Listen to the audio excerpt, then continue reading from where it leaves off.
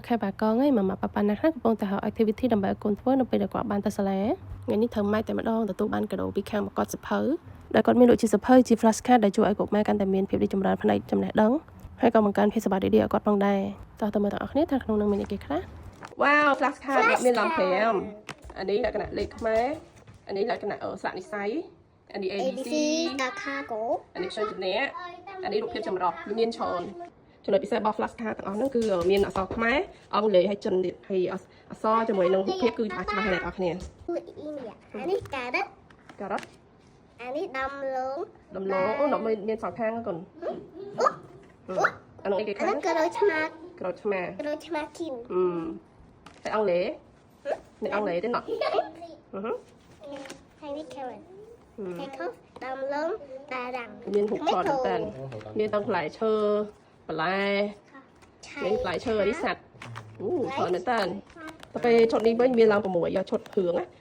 ខ្លីៗកូនចង់អានមួយណាមុនគេចង់អានមួយនេះអូខេដោយសារតែកូនខ្ញុំគាត់ចប់ថ្នាក់ទី1អញ្ចឹងគាត់រៀងតែអានច្រើនដែរកូនថាអានឲ្យម៉ាម៉ាស្ដាប់ពីមើលបានលោកឡាត្រូវបានឪពុកម្ដាយដឹកដៃដើរលេងក្នុងសួនច្បារ Today afternoon a day of round school Tola's parents told Tola to go for a walk ចាអានចាំអត់ចឹងអូខេតែកូនអានខ្លួនឯងបានទេចឹងនិយាយទៅសភៅនេះគឺល្អមែនតើសម្រាប់ក្មេងៗដោយសារតែវាខ្លីៗវាខ្លីៗហើយស្រួលអានទៀតហើយវាមានប្រកបដោយការអប់រំនៅក្នុងនោះទាំងអស់នេះគេទៀតនេះសម្រាប់ខ្ញុំពូលយតែនេះមានលេខហើយមានអក្សរហើយមានសរសេរទៀតមកគឺព្រាយគេឲ្យនេះគាត់ ABC/ អូ4សភៅហ៎វ៉ាវដល់ពេលឈុតនេះវិញគឺជាឈុតលក្ខណៈសរសេរអក្សរបានណាមើលបើកមើលក៏នៅក្នុងហ្នឹងមានគេមានផា ABC អូអានេះលក្ខណៈលេខហ្នឹងកូនចេះសរសេរអញ្ចឹងចាំទុកឲ្យលីតាអញ្ចឹងអូខេហើយពីរម្នាក់កូនចង់សរសេរអត់ចឹងមិនចង់អូខេចង់សរសេរចាំតែគ្នាសរសេរទៅពីរម្នាក់ទៅអូខេចំពោះសភៅនេះគឺមានសារៈប្រយោជន៍សម្រាប់កូនទី2ខ្ញុំមែនតើដោយសារតែគាត់កំពុងតែនៅក្នុងដំណាក់កាលរៀនសរសេរអញ្ចឹងពេលដែលគាត់នៅផ្ទះគឺត្រូវម៉ែតែម្ដងម៉ាក់ប៉ាក៏អាចបង្រៀនកូនបាននៅផ្ទះដែរ painting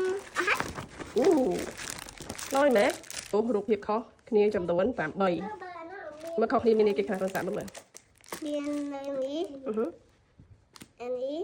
Yes អានេះវិញទីហើយនេះខ្លីចំពោះឈុតនេះ